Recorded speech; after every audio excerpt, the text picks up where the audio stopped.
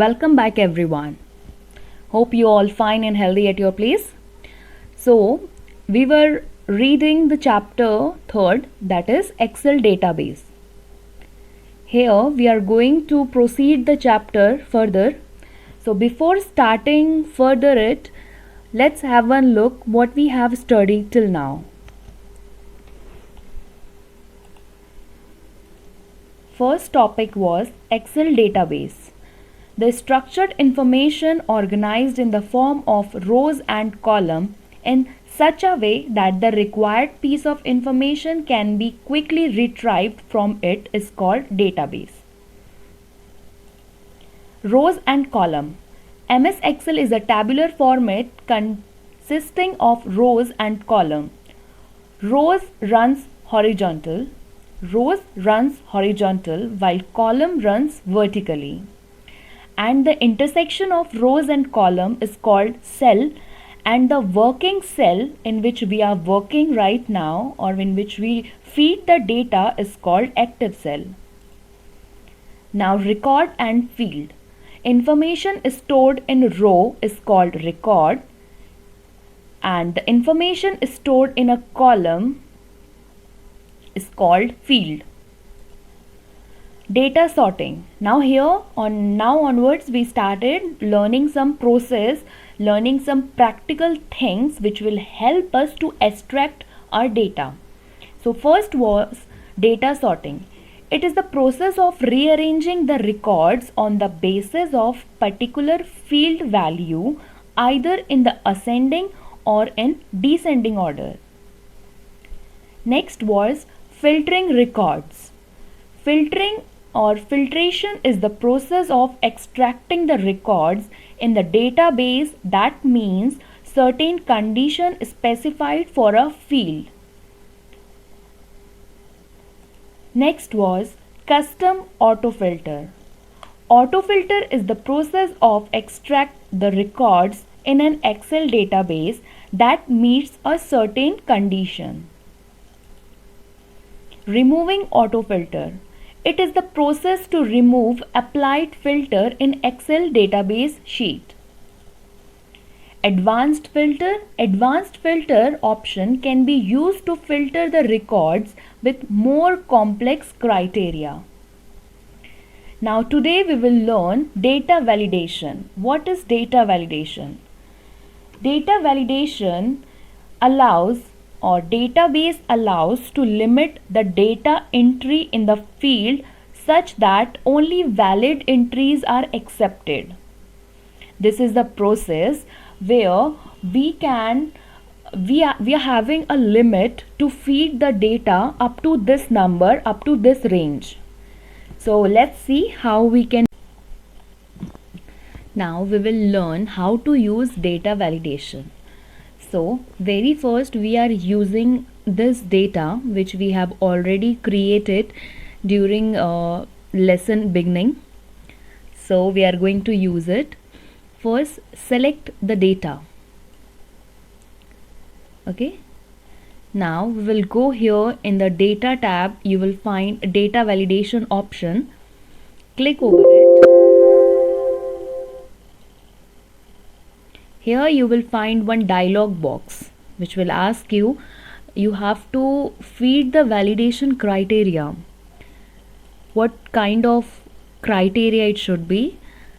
Either the whole number, decimal, list, date, time, text, length, custom. Custom means you can rearrange your criteria. Okay. Here you can apply different criteria at once. So I want to apply whole number. Now it is asking again how your data should be organized, how your data should be applied the criteria.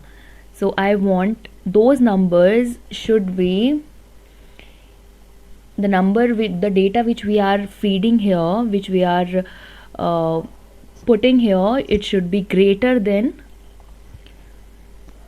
50. Okay. And the input message, another tab is here, input message. Suppose some person can feed more less than 50, so what will be the message shown by this database? So I want to write here invalid input. Here I can write the message, please input data more than 50.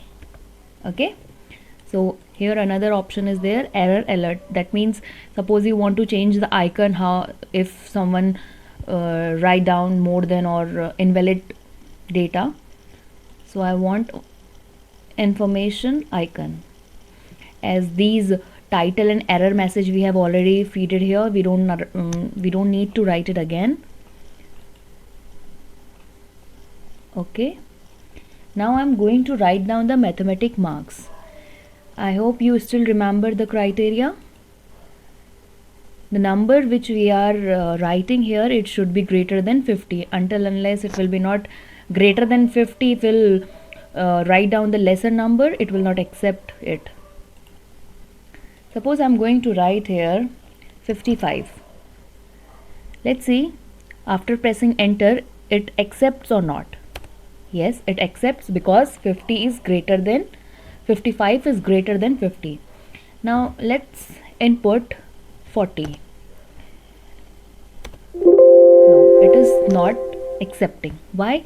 Because we have already formed a criteria where we can only feed the number greater than 50, and here we are writing the number lesser than 40.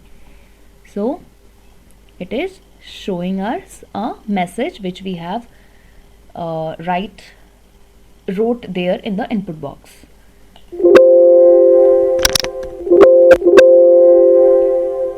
Cancel.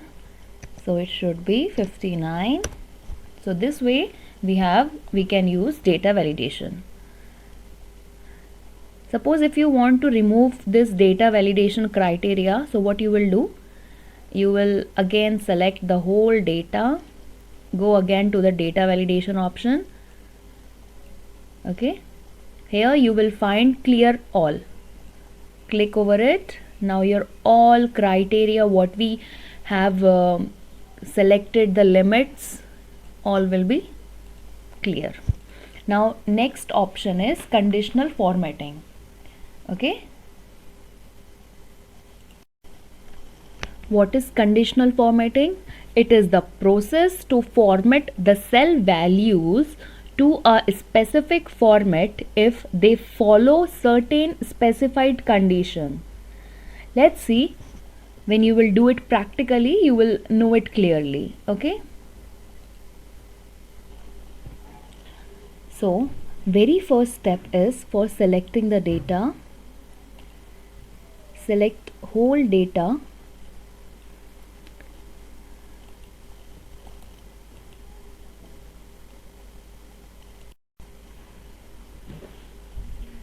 Then go to the home tab. Home tab, here you will find option conditional formatting. So conditional formatting is what, where we can do, where we can extract the information and show it or highlight it. So suppose I want only those numbers, those students numbers, those who secured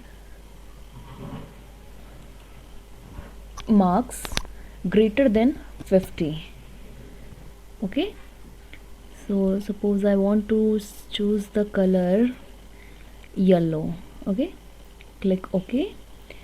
So these are the students who secure marks more than 50, and these non-highlighted numbers or these non-highlighted students, those who secured less than 50.